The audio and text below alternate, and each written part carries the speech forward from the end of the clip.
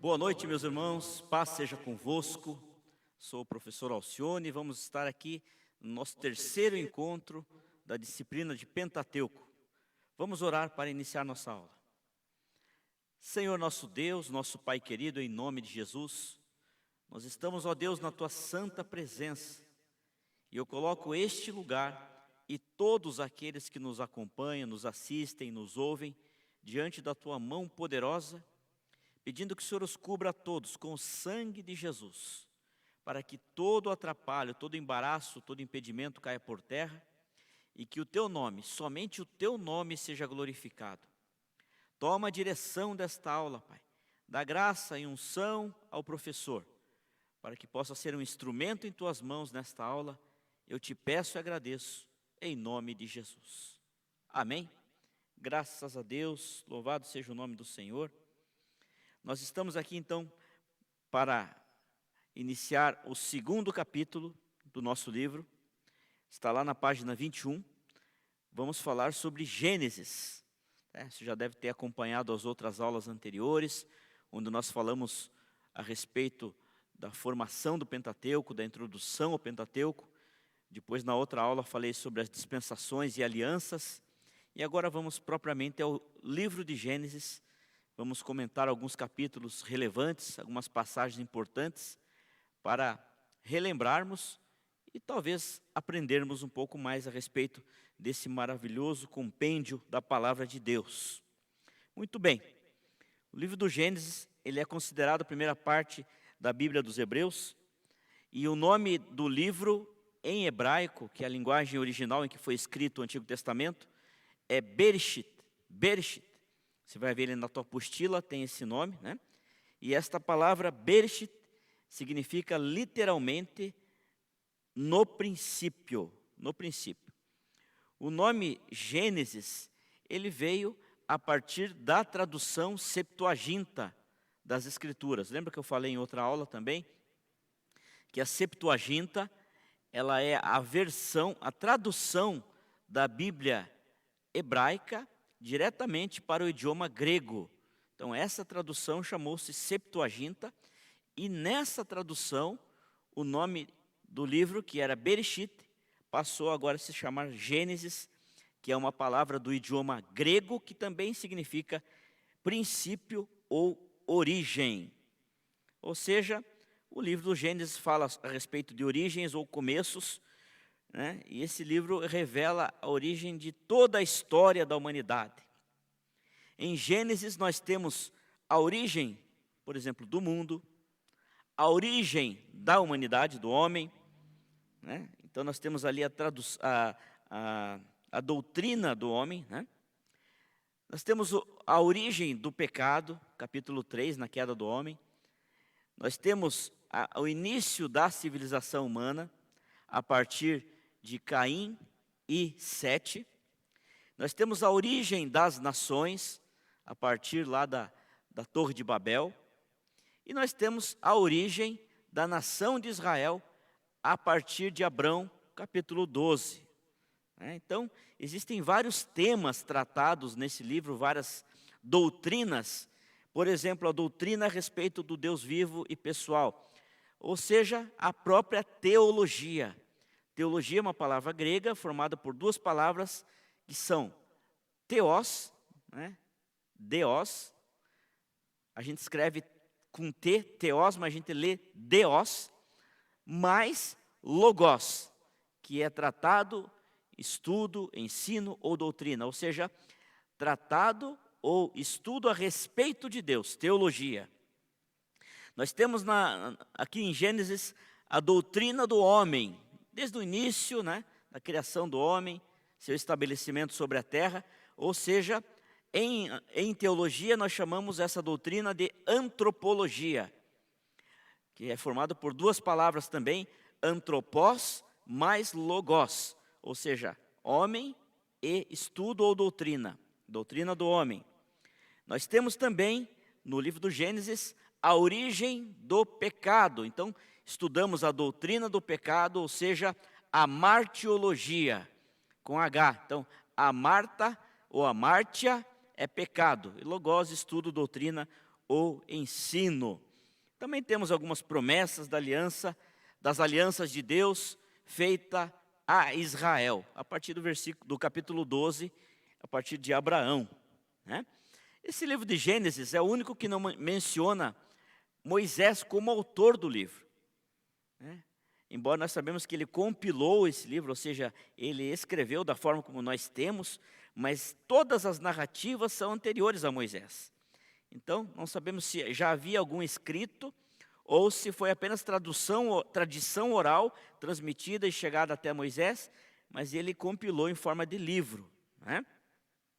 Ou seja, o livro de Gênesis, ele tem uma importância muito grande para a compreensão de todos os demais livros da Bíblia. O tema, a chave do Gênesis está ligado à teologia bíblica, ou seja, a bênção de Deus e o domínio humano debaixo do reinado de Deus. Tá bom? Vamos lá para a página 22, que fala a respeito do tópico 1, a criação. Deus, ele fez a terra para produzir. Fez os animais, plantas e peixes para sustentar o homem. E fez o homem para cuidar da terra, né? Essa citação é maravilhosa. Suana escreveu em seu livro em 2006. É muito bom. Isso tem no seu livro também. Deus fez a terra para produzir, os animais, plantas e peixes para sustentar o homem, e fez o homem para cuidar da terra. Então, a partir do capítulo 1, verso 2 de Gênesis, nós temos a criação. Então, o versículo 1 diz que no princípio criou Deus os céus e a terra. Aí o versículo 2 diz, e a terra era sem forma e vazia. Eu já falei com vocês a respeito desse lapso de tempo, né, na teoria da recriação, entre o versículo 1 e o versículo 2. Ou seja, houve uma nova criação da terra. E a partir do versículo 2, do 3 em diante, na verdade, aparece a narrativa da criação dessa nova terra. Então, nós temos ali os dias da criação, bem explicados, bem claros, né? No primeiro dia, Deus criou a luz. No segundo dia, Deus criou os céus. No terceiro dia, Deus criou a terra, vegetais comestíveis. No quarto dia, Deus criou os luminares, sol, lua e estrelas. Eu quero que vocês prestem atenção nesse detalhe, vejam só. Foi nos ensinado por muito tempo que o sol era a fonte da luz. Na verdade, o sol, a lua, as estrelas e todos os demais corpos celestiais, eles foram criados somente no quarto dia. E a luz foi criada no primeiro dia. Então, a luz é independente dos astros. Os astros, eles refletem a luz que já havia sido criada. Tá bom? No versículo 5, nós vemos a criação dos peixes e dos pássaros. No versículo 5, no dia 5, perdão, né? No dia 6, no sexto dia, nós vemos a criação dos animais terrestres e também a narrativa da criação do homem. No sétimo dia, sábado, que significa descanso, Deus descansou de toda a obra que havia feito, pois viu que era muito bom. Veja só, a partir de Gênesis, você vai perceber em diversos livros do Antigo Testamento, uma forma literária de escrita chamada literatura ou poesia hebraica. O que é isso, pastor? Veja, há uma narrativa de um certo acontecimento, ou de vários acontecimentos, de um momento histórico, ou de um evento, né, de algum personagem. Em determinado momento dessa narrativa, aparece alguém ou algo muito importante. Então, o escritor, ele para a sua narrativa e abre agora um novo capítulo para detalhar aquele evento importante. Depois que ele detalha aquele evento, ele volta lá onde ele havia parado e prossegue a sua narrativa. Você vai ver isso em várias vezes, várias passagens bíblicas, por isso que às vezes você não entende muito bem a cronologia. Então há uma pausa quando chega em algum momento, e aí há uma explicação detalhada daquele evento, aí continua-se a história. Então você vê que no capítulo 1 são os dias da criação, ok? No versículo 26, disse Deus: façamos o homem à nossa imagem, conforme a nossa semelhança. Domine ele sobre os peixes do mar, sobre as aves do céu, sobre os animais domésticos, sobre toda a terra e sobre todo réptil que se arrasta sobre a terra. 27. Criou, pois, Deus o homem à sua imagem, a imagem de Deus o criou, homem e mulher os criou. Tá? Aí ele faz uma pausa. Aí para no versículo 27, né? Vamos fazer essa pausa. E aí, o escritor, ele identifica esse momento como um momento diferenciado de todas as etapas da criação. Então, ele faz uma pausa, né? Terminando o capítulo 1, ele faz uma pausa e ele abre o capítulo 2 para descrever detalhadamente como foi a criação do homem e da mulher. Então veja lá, no capítulo 2 ele inicia: assim foram acabados os céus e a terra com todo o seu exército, havendo Deus completado no 7º dia a obra que tinha feito, descansou nesse dia de toda a obra que fizera. Tá. Aí vai no versículo 4: eis as origens do céu e da terra, quando foram criados, no dia que o Senhor Deus fez os céus e a terra. Aí ele dá uma reforçada nos dias da criação. E aí no versículo 7 ele diz assim: e formou o Senhor Deus o homem do pó da terra, e soprou-lhe nas narinas o fôlego de vida, e o homem tornou-se alma vivente. Então ele começa agora a descrever detalhadamente como foi a coroa da sua criação, a sua obra mais importante, que foi o ser humano. Então ele está numa narrativa rotineira, correndo, né, trazendo o relato de uma forma geral. Aí ele para descrever a criação do homem e da mulher, do jardim do Éden e de tudo o que aconteceu naquele jardim maravilhoso onde ele colocou o homem. Depois ele para e volta no capítulo 3, continuando a narrativa. Aí ele começa a falar da queda do homem para o pecado. Veja, esses dias da criação, do capítulo 1, existem duas teorias. A primeira, que afirma categoricamente que estes dias são dias literais de 24 horas. Ok? Algumas pessoas acreditam dessa maneira, outras não. Vocês ficam livres para aceitar qual teoria vocês acharem melhor. Agora eu vou fazer uma ressalva, veja só. No primeiro dia da criação, Deus criou a luz. Aí a Bíblia diz assim: e foi a manhã e a tarde o primeiro dia. No segundo dia os céus, depois a terra, e no quarto dia os luminares. Veja, esse nosso calendário que nós utilizamos, de um dia de 24 horas, ele se relaciona ao tempo de rotação da Terra com relação ao Sol, que é um tempo de 24 horas. Então, como é que um dia poderia ter 24 horas antes do Sol ter sido criado? Então, nos 3 primeiros dias da criação, ainda não havia o Sol e as estrelas para determinar um dia de 24 horas. Mas já haviam os dias.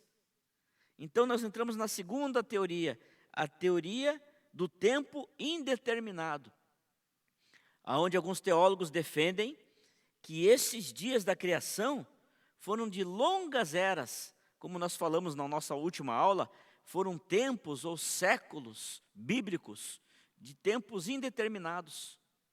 Os cientistas dizem que houve algumas eras geológicas durante todo o período de existência do planeta Terra.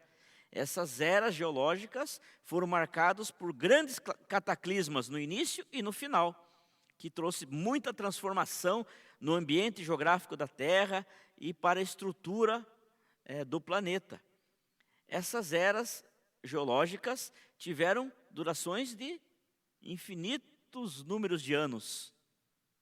Não podemos dizer se foi milhões, milhares, mas são tempos indeterminados. Então, quem sabe esses dias da criação possam se referir às eras geológicas defendidas pelos cientistas da geografia, da arqueologia, etc., da história. Mas também é uma suposição. Mas eu tenho uma pista aqui. O Salmo 90, verso 4, diz assim: pois 1000 anos aos teus olhos são como o dia de ontem que se foi e como a vigília da noite. Ou seja, o tempo para Deus não é o nosso tempo. E os dias de 24 horas, conforme nós aplicamos hoje, foram criados como um sistema de medição de tempo pelo homem, muito tempo depois disso aqui. Então, não podemos afirmar que estes dias da criação tenham sido dias literais de 24 horas. Amém? Veja só o que diz na palavra de Deus em Hebreus 11:3.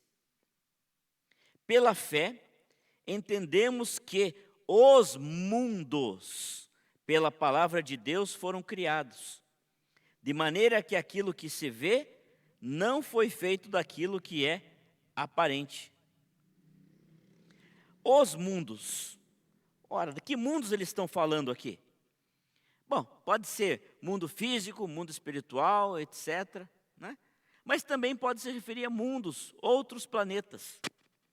Então, quem sabe, os dias da criação não foram apenas esses dias aqui que constam na Bíblia. A Bíblia fala da criação do planeta Terra e daquilo que há no planeta Terra.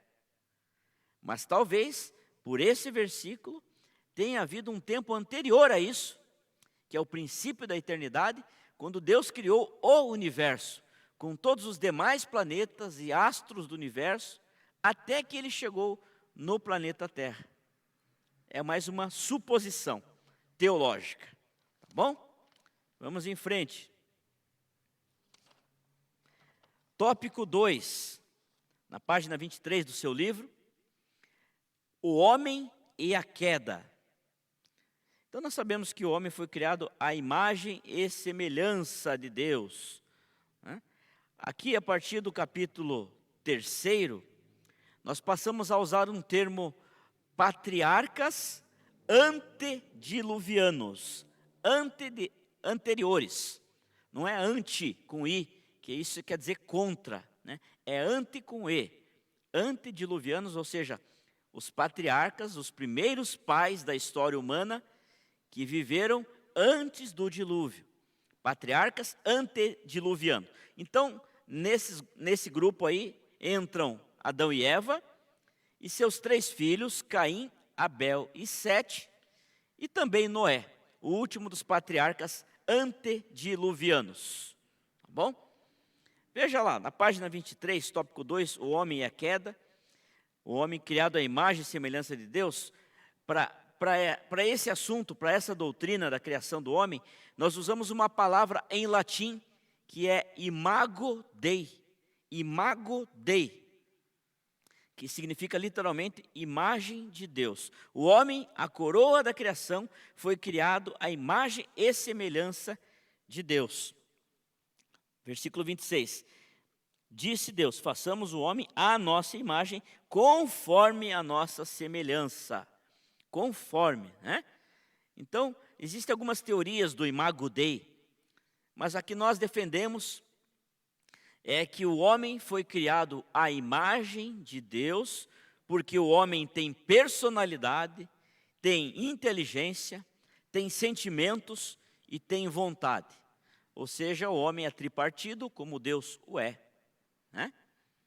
Deus é Pai, Filho e é Espírito Santo. Ele é Criador, Ele é a Palavra, Ele é o Consolador. O homem também é tripartido: espírito, alma e corpo, né? O homem tem personalidade, tem inteligência, sentimento e vontade, assim como Deus o tem. Tá bom? Vamos lá, vamos em frente. Então, para estudarmos essa teoria aí, nós ficamos com essa suposição, tá bom?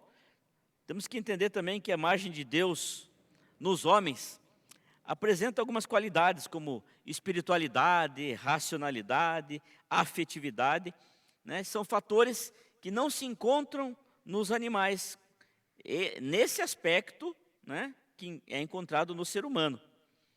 Deus é espiritual, né? Então vamos observar essa imagem de Deus aí, porque nós cultuamos e adoramos e oramos a Deus, né? Ele é nosso Criador, então Ele pensa, planeja, exerce as suas ações através da sua criatividade. E isso tudo está também presente na natureza humana. Ser a imagem de Deus significa sentir, ter prazer, ter alegrias, tristezas, emoções. Mas também Deus sabe que é impossível medir, mensurar os sentimentos dele, tendo a nossa razão como ponto de partida, pois o nosso entendimento ele é muito limitado nesse assunto. Tá bom? Então, o capítulo 1 e 2 está aí, criação, né, do universo, de todas as coisas. Tá bom? Capítulo 3, a queda. Então, a partir de agora, o ser humano que estava vivendo muito bem, obrigado, num jardim de delícias, num lugar maravilhoso. A Bíblia diz que o Éden foi criado entre 4 rios, né?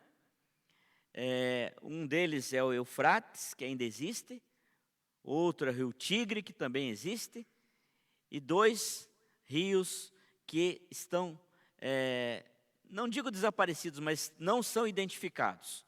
Mas estudando a geografia de hoje com a geografia antiga, nós podemos afirmar quase que com certeza que a localização desse jardim do Éden na terra ficava na região do Oriente Médio. Mais especificamente, aonde surgiu a civilização na antiga Mesopotâmia, depois Babilônia e agora presentemente, aonde está o Iraque, né? Tendo do seu lado o Irã, que é a antiga Pérsia, mas exatamente no Iraque, na Mesopotâmia, porque a palavra Mesopotâmia significa literalmente terra entre rios, entre os 4 rios. Então, era algum lugar do Oriente Médio, algum lugar próximo do que é Iraque hoje, é onde estava o jardim do Éden. Ok? Muito bem. A serpente aparece, né? Uma terceira personagem agora. O homem estava vivendo muito bem, obrigado, em comunhão perfeita com o Criador. O Criador descia todo dia para conversar com ele, né? Imagine só a comunhão perfeita de Deus com o homem e vice-versa, né? A ponto de Deus descer para conversar. Não sabemos como era essa descida de Deus. Pode ser uma descida literal, que nós chamamos em teologia de teofania, quando Deus se manifesta em forma corpórea e humana, né, e se apresenta ao homem conversando com ele. Em várias passagens bíblicas, nós vamos ver a teofania de Deus. Talvez aqui no Éden houvesse uma teofania. Talvez Deus assumisse uma forma humana e descesse para caminhar e conversar com o seu amigo e obra suprema da sua criação, que era Adão. Então a Bíblia diz que eles caminhavam e conversavam juntos como amigos. Vamos deixar a mente nos levar, né, para tentar imaginar como seria isso. O fato é que este homem primitivo, o primeiro da raça humana, ele tinha uma inteligência acima da média, normal. Dizem alguns estudiosos que Adão tinha 100% das suas faculdades mentais ativadas, porque quando Deus criou todas as coisas e colocou Adão lá no Éden, Deus deu uma ordem para Adão dominar sobre todas as coisas e nomear todas as criaturas. Imagine você, quantas criaturas existem? Algumas hoje já foram extintas, mas quantos existiam originalmente? Em se tratando primeiro de animais, depois de aves, peixes, plantas. Então, a tudo aquilo que Adão nomeou, esse foi o seu nome e permanece até hoje. Então, para um homem criar o nome para todas as coisas, e dizem os estudiosos, os rabinos, que o nome da criatura no texto, no idioma original, tinha a ver com a qualidade ou a característica daquele animal. Então, o Adão ele tinha uma inteligência superior, né? Ele tinha uma capacidade mental extraordinária, uma saúde invejável, né? Um corpo perfeito, todos os seus órgãos eram perfeitos e funcionavam plenamente, né? Tinha uma inteligência, né? Tinha uma beleza, uma formosura, né? E tinha plena comunhão com o Senhor Deus. Então, criado como foi com o livre-arbítrio, ele cedeu à conversa da sua esposa, que havia caído na tentação do Satanás, que havia se manifestado na serpente. Olha só, uma coisa atrás da outra, né? A Bíblia diz assim no capítulo 3, a serpente era o mais astuto de todos os animais do campo, que o Senhor tinha feito. E essa disse à mulher, né? Então ela lançou dúvida. Então, dizem os teólogos, e concordam com isso, que a serpente, ela foi ali influenciada, talvez possuída pelo demônio, e ela falou. Então, veja só, os animais, nessa época, eles falavam com Adão e Eva. Olha só, que ambiente era esse? Que mundo era esse, né? Quem já não teve a experiência de ficar conversando com o seu cachorrinho, com o seu gatinho, né, e achar que ele está respondendo? Eu, de vez em quando, converso com o meu cachorrinho e parece que ele me entende, né? Na verdade, eles escutam alguns sons assim, né, e eles identificam pela tonalidade da tua voz, pela tua maneira de conversar com ele, né? Mas aqui, nesse momento, o ser humano, ele conversava com os animais de uma forma clara, né? Imagine que legal isso aqui. E a serpente, né, claro, dominada pela força maligna, ela lançou uma dúvida na mente, no coração da Eva. Então, a origem da queda está intimamente ligado à dúvida. Esta disse a mulher, é assim que Deus disse? Não comereis de toda a árvore do jardim? Respondeu a mulher à serpente, do fruto das árvores do jardim podemos comer, mas do fruto da árvore que está no meio do jardim, disse Deus, não comereis dele, nem nele tocareis, para que não morrais. Disse a serpente à mulher, certamente não morrereis, porque Deus sabe que no dia em que comerdes desse fruto, vossos olhos se abrirão e sereis como Deus, conhecendo o bem e o mal. Veja, até então Adão e Eva, eles criam em Deus, né, irrestritamente, 100%, em toda a palavra de Deus. Mas aí veio o inimigo e semeou a semente de discórdia. O que Deus falou mesmo? Você acha que vai morrer nada? Deus falou isso para vocês não comerem e não serem como Ele. Então aquela semente de dúvida entrou no coração de Eva. Puxa, será mesmo? Então muitas pessoas dizem assim, o pecado original é o fato de Adão e Eva terem feito relações sexuais. Mas, poxa, Deus criou todos os animais, segundo a sua espécie, para se multiplicarem e povoarem a terra. Aí Deus criou Adão e Eva. E Deus disse, né? 1:27. Criou, pois, Deus o homem à sua imagem, a imagem de Deus o criou, o homem e a mulher os criou. Então Deus os abençoou e disse, verso 28, frutificai e multiplicai-vos, enchei a terra e sujeitai-a, dominai sobre os peixes do mar, etc, etc. Então, quando Deus abençoou Adão e Eva, abençoou a união, o matrimônio, Deus disse, agora frutificai-vos e multiplicai. De que forma um ser humano vai se multiplicar e frutificar na terra, se não for através da relação sexual? É a reprodução sexuada. Então isso não é pecado. O pecado original consiste em a Eva dar ouvidos à voz do diabo e deixar a dúvida nascer no seu coração. Quando ela teve dúvida, ela deixou de crer 100% em Deus e ela desobedeceu. Então, a dúvida, ela faz com que a pessoa deixe de crer 100% em Deus e ceda à tentação do pecado. Foi esse o início da queda do ser humano, né?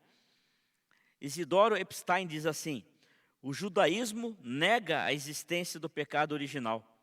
É certo que a ideia de que o pecado de Adão trouxe morte à humanidade não é estranha ao ensino judaico, mas invariavelmente se refere à morte física e não deve ser confundido com a morte espiritual, da qual, segundo a doutrina cristã, ninguém pode salvar-se a não ser pela fé no Salvador ressurreto Jesus. Portanto, o homem só pode realizar sua redenção pelo arrependimento. Mas isso é o que o judaísmo diz, porque o judaísmo ortodoxo não crê na imagem de Jesus Cristo como Salvador. Nós cremos, né? Gênesis 3:1, mas a serpente, mais sagaz que todos os animais selváticos que o Senhor tinha feito, disse à mulher: é assim mesmo que Deus disse? Não comerei de toda a árvore do jardim? Então, quando você deixa a dúvida entrar no teu coração, e essa dúvida faz você questionar a Deus, você está no caminho da queda. O comportamento do primeiro casal pode ser explicado através da concupiscência, né? O que é concupiscência? É desejo carnal, né? Citar Tiago. Ou seja, não no sentido sexual, como eu já disse, mas o desejo de comer aquele fruto que era proibido a eles. Não toque nesse fruto. Então vocês vão cair, né? E eles caíram. Veja só, o que diz em 1 João 2,16. Concupiscência da carne, ao olharem, tiveram o desejo de possuí-lo, e isso invadiu seus corações. Concupiscência dos olhos, ao pensarem em ser igual a Deus, e soberba da vida, 1 João 2,16. Então, em 1 João, aparecem esses três grandes e sérios problemas: concupiscência dos olhos, concupiscência da carne e soberba da vida. Isso é chamado pelos teólogos de a trindade satânica. Concupiscência da carne, o desejo de possuir alguma coisa, tocar, de se apoderar, né? Concupiscência dos olhos, a pessoa ficar cobiçando, invejando. E soberba da vida, ser orgulhoso, né? Satanás disse: eu subirei aos céus, serei semelhante ao Altíssimo, farei a minha morada acima da morada de Deus. Ou seja, ele não se contentou em querer ser igual a Deus. Ele desejou no coração dele a soberba de ser mais do que Deus. A soberba precede a ruína, né? Romanos 5,12 diz que por um só homem entrou o pecado no mundo, e pelo pecado a morte, né? Então, os pecados que o primeiro casal cometeu trouxeram muitas implicações. Primeiro, a serpente foi amaldiçoada e passaria a ser humilhada. Ou seja, começou a rastejar. Então dizem os teólogos que nesse momento a serpente que falava também, vocês viram que ela falava, ela tinha pés e caminhava, né, como os outros animais na terra. Era como um réptil qualquer, um jacaré, um lagarto, né? Mas a partir desse pecado, Deus amaldiçoou a serpente e disse assim: sobre o teu ventre rastejarás. Então, a partir desse momento, dizem os teólogos que as serpentes, as cobras, começaram a ter que rastejar no chão. Outra consequência: haverá aumento de dores de parto por causa da introdução da morte na raça humana. Ou seja, a partir dali ficou determinado que o parto seria com muitas dores. E hoje em dia as mulheres sabem que é isso, né? Tem mulheres que preferem optar pela cesariana do que passar pelas dores de parto, né? A mulher estará sujeita ao marido. Alguns dizem que isso é maldição, né? Agora a mulher tem que estar sujeita à vontade do marido. A terra foi amaldiçoada e passou a produzir espinhos, né, misturados ali no alimento que o homem iria ter que semear e colher. O homem também sofreria mudanças físicas. A Bíblia diz que ele teria que suar, agora transpirar com o seu trabalho. Ou seja, teria que trabalhar a vida inteira agora, né? Então, veja aí, homens, podia ficar de boa, né? Só sentadão no sofá, tomando uma Coca-Cola gostosa, uma pipoca, e assistindo um filme. Mas não, agora você tem que trabalhar, tem que ralar, porque é consequência do pecado. Por pecar, o homem morre espiritualmente e depois fisicamente. Sua carne se deteriorará até que retorne ao pó de onde foi tomado, né? Então, as consequências do pecado, da desobediência, são muito sérias, muito graves, né? E por causa disso, nós passamos a necessitar de um Redentor. Então, a partir desse momento, a humanidade, que antes estava bem com Deus, em comunhão plena com o Senhor, passou a precisar de um Redentor, alguém que pudesse trazer novamente o homem a essa plena comunhão com Deus, a restauração, né? E aí nós aparecemos com a primeira profecia messiânica na Bíblia, em Gênesis 3,15. Porém, inimizade entre ti e a mulher, entre a tua descendência e o seu descendente. Este te ferirá a cabeça e tu lhe ferirás o calcanhar. Ou seja, em linguagem simbólica, figurada, mas aqui apresenta a figura do Redentor, Jesus Cristo. Marque na sua Bíblia aí a primeira profecia messiânica da Bíblia. Ou seja, o que nós tiramos aqui desse texto? Porém, inimizade, ou seja, hostilidade entre as pessoas. Depois fala semente da serpente, né? Relacionada por Jesus aos ímpios, os pecadores. Você vai ver que a partir dos filhos de Adão, a humanidade foi dividida em duas categorias: a linhagem ímpia e a linhagem piedosa ou santa. Daqui a pouco nós vamos chegar lá, né? Terceiro, a semente da mulher te ferirá a cabeça. Ferir no hebraico significa moer, esmagar, destruir. Uma cabeça esmagada leva à morte, é contrastada com um calcanhar esmagado que pode ser curado, né? Então, o calcanhar esmagado pode ser a figura de Jesus Cristo moído na cruz do Calvário, mas que ressuscitou. E a cabeça esmagada é a cabeça da serpente, que não foi curada. Então, o primeiro pecado refere-se à desobediência e à dúvida. Nós temos aí duas teorias com respeito à queda do homem. A primeira, como mortais pecadores, eles não poderiam comer do fruto da árvore da vida, pois se o comessem, tornar-se-iam imortais, e assim seriam pecadores eternamente, não tendo a oportunidade de arrependimento. Ainda mais, como imortais, observariam o que o seu pecado havia feito aos seus descendentes. E a outra teoria, lá na página 26, tanto Adão quanto Eva não demonstraram sinais de arrependimento, pelo contrário, Adão colocou a culpa em Eva e Eva colocou a culpa na serpente. Outro fator relevante nesse caso foi a falta de desejo de retornar à dependência totalmente de Deus. Então, o que nós vemos aqui? Transferência de responsabilidade, uma falha de caráter que infelizmente permanece na vida de muita gente ainda hoje em dia. Quando alguém é descoberto em algum pecado, ao invés de se arrepender, pedir perdão, ele transfere a responsabilidade. Eu fiz isso porque essa pessoa fez isso primeiro.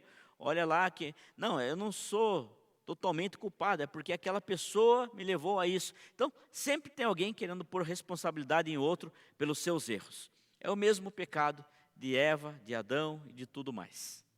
Bom, nós vamos falar agora sobre o surgimento das duas linhagens, a ímpia, né, que é a linhagem dos filhos dos homens, e também a linhagem santa, que é a linhagem dos filhos de Deus. Mas agora nós vamos fazer uma pausa e voltamos no nosso próximo encontro. Que o Senhor Deus possa abençoar a cada um de vocês. Tendo alguma dúvida, entre em contato, nós vamos responder as suas questões. Tão logo nós retornemos à sala de aula, nas aulas presenciais, nós vamos poder debater, discutir e trazer muitos novos assuntos, muitos acréscimos a esse conteúdo. Muito obrigado, em nome de Jesus. Amém.